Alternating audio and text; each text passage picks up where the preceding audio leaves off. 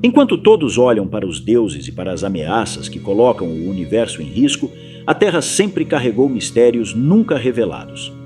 Mistérios que, na maioria das vezes, todos simplesmente ignoram.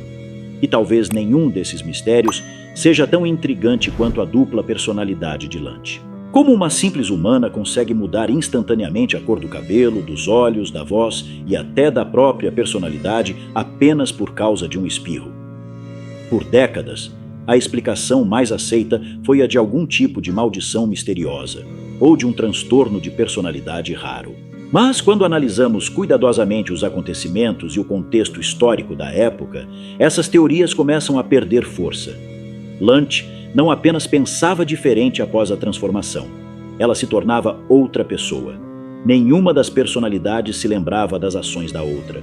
Sem nenhuma explicação lógica, aquela criminosa com força sobre-humana, capaz de manejar armamentos pesados, com habilidade militar e acertar disparos com uma precisão que supera a de soldados treinados, se transformava instantaneamente em uma jovem tímida, gentil e completamente inofensiva.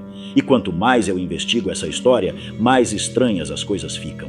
Sem passado conhecido e sem qualquer explicação para sua condição, Lanti surge do nada carregando uma característica impossível de se explicar dentro das regras biológicas normais do próprio universo. Mas e se Lanti, uma das personagens mais ignoradas da história, for o elo perdido da organização militar mais perigosa e tecnologicamente avançada que já existiu na Terra? Hoje, vamos desenterrar a história de Lanti, não apenas para explicar a sua dupla personalidade, mas para revelar a sua verdadeira origem e sua importância na história que nos leva ao maior e mais perigoso nome da ciência da Terra, Dr. Mac Gero. Então, se você gosta desse tipo de conteúdo alucinante, já deixa o like agora mesmo e vamos logo começar. Para entender quem realmente era Lanti, precisamos voltar a um período quase esquecido da história da Terra, uma época em que a humanidade dava seus primeiros passos rumo ao maior projeto de vingança do universo. Após os anos de opressão sob o reinado de Piccolo Daimao, uma obsessão passou a dominar parte da comunidade científica da Terra: unir biologia e tecnologia para criar uma nova espécie. Uma nova raça de bioandroides capazes de superar as limitações humanas, proteger a Terra de qualquer ameaça e rivalizar com as forças do universo. E no fim das contas, nenhum cientista levou essa visão tão longe quanto o Dr. Gero. Cientista-chefe e membro fundador do poderoso exército Red Ribbon, Gero não apenas desenvolveu o arsenal tecnológico da organização, mas também dedicou sua vida a um objetivo muito maior: substituir gradualmente a raça humana por formas de vida artificialmente aperfeiçoadas. À medida que os avanços tecnológicos aconteciam, a Red Ribbon não buscava mais investir em robôs de combate artificiais. Para eles, máquinas puras eram limitadas, podiam ser capturadas e reprogramadas. Já humanos modificados a nível celular podiam pensar, aprender, evoluir e tomar decisões próprias no campo de batalha. Cada nova versão dos androides era projetada para se aproximar cada vez mais de um ser humano, tanto na aparência quanto no comportamento. Como bem lembramos, esse processo atingiu um ponto decisivo com o androide número 8. A 8ª versão representou um marco importante desse grandioso projeto, pois pela primeira vez um corpo humano foi utilizado como base para a construção de um androide. Porém, a partir daí, quando a máquina finalmente passou a compartilhar espaço com uma mente humana, surgiram fatores que Gero não podia controlar. Embora tenha sido criado para servir ao exército da Fita Vermelha, sem explicação lógica, o Android 8 se recusava a machucar pessoas inocentes e demonstrava uma natureza extremamente gentil, tornando-se um fracasso aos olhos da organização. Foi nesse momento que Gero percebeu uma limitação crítica de seus experimentos que o acompanharia até o final de sua vida. Quanto mais humanos seus androides se tornavam, menos previsíveis eles eram. E por falar em coisas humanas e completamente imprevisíveis, a genética é uma delas. Se você parar para pensar, Dr. Gero era um gênio inigualável. Criou os androides mais poderosos do universo, mas tinha uma coisa biológica que nem toda a tecnologia da Red Ribbon conseguiu prever ou resolver: a calvície.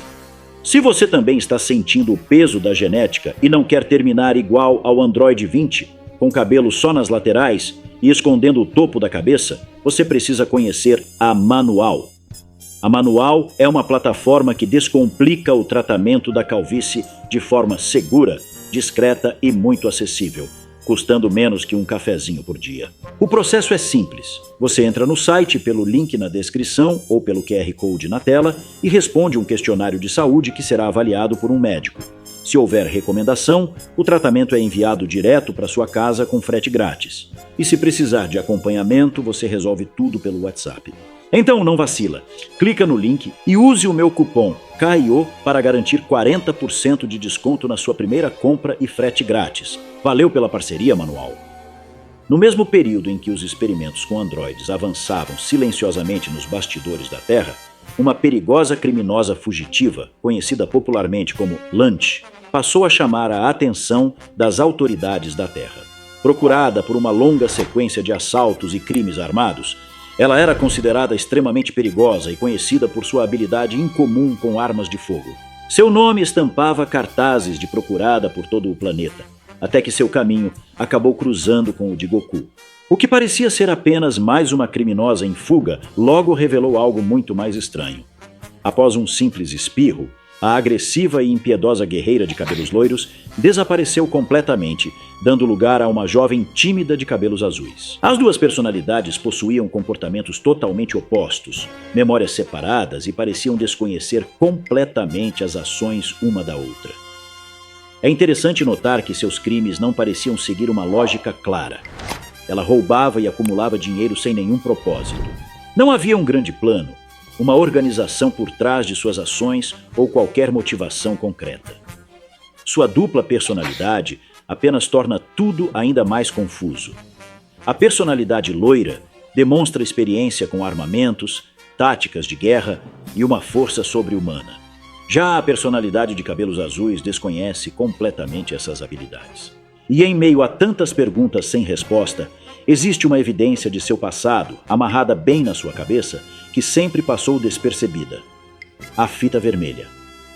Eu sei que agora vocês podem comentar que estou exagerando, mas tudo fica escancarado quando descobrimos outra figura nessa história. Husky. Husky é excepcional. Possui uma técnica incrível. E eu já ofereci a Husky $1 milhão para que encontre as esferas do dragão o quanto antes.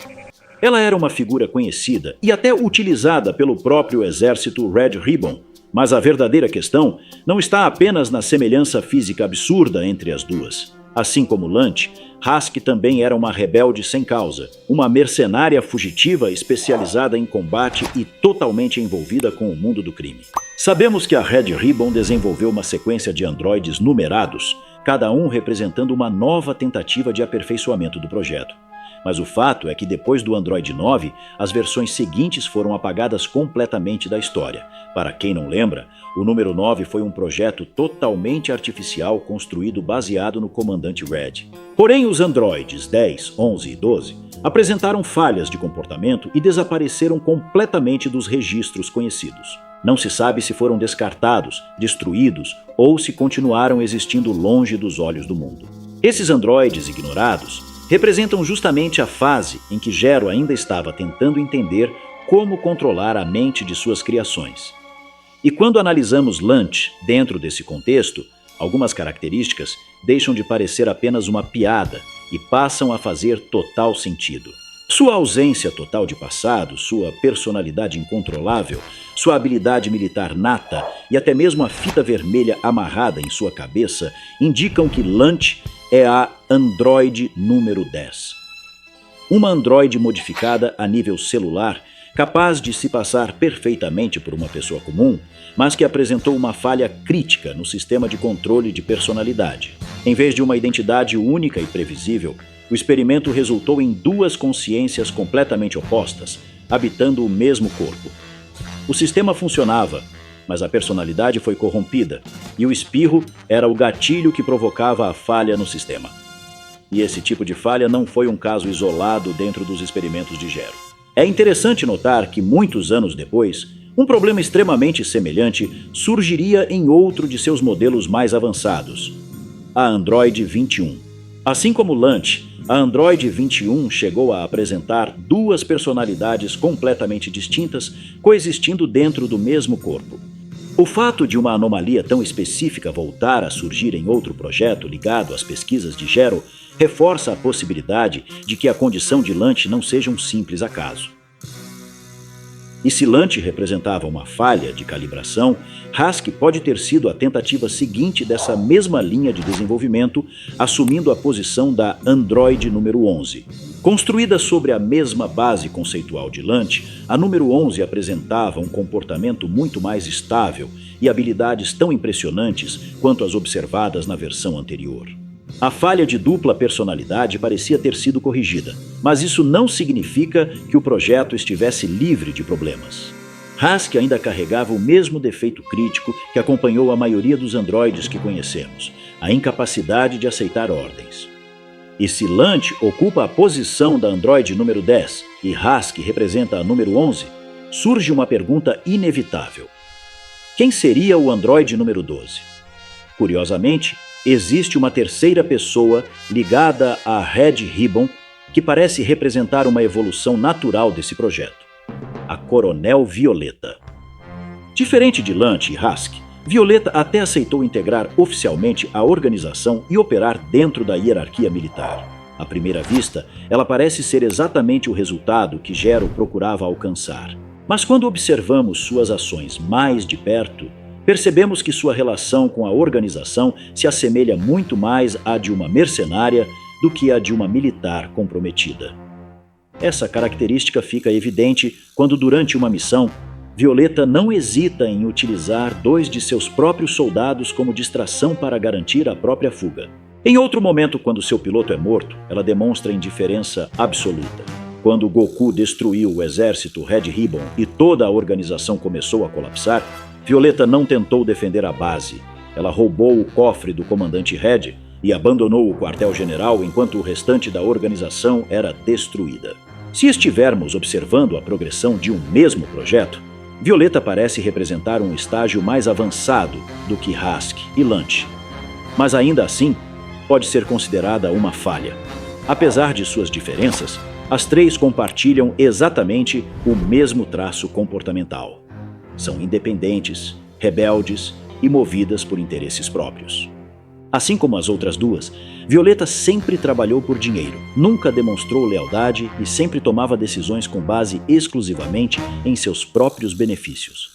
Dentro de todo esse contexto, agora fica mais fácil entender o destino desses androides rebeldes que foram considerados falhas de projeto e, consequentemente, apagados da história. Em algum momento, esses androides fugiram, deixaram os domínios da Red Ribbon e seguiram seus próprios caminhos, utilizando suas habilidades militares para sobreviver no mundo do crime. E talvez seja exatamente por isso que Lunch nunca teve um passado, uma família ou qualquer explicação para sua condição. Mas agora, como sempre, eu quero saber a sua opinião. Lunch seria uma super-humana, uma amaldiçoada ou uma androide? Não deixe de comentar a sua teoria. E por falar em condições que a gente não pode deixar sem explicação, não deixe a calvície evoluir para a forma perfeita. Corre lá no link da manual e usa o cupom CAIO para garantir aquele desconto no seu primeiro pedido. Eu vou ficando por aqui e até o próximo vídeo.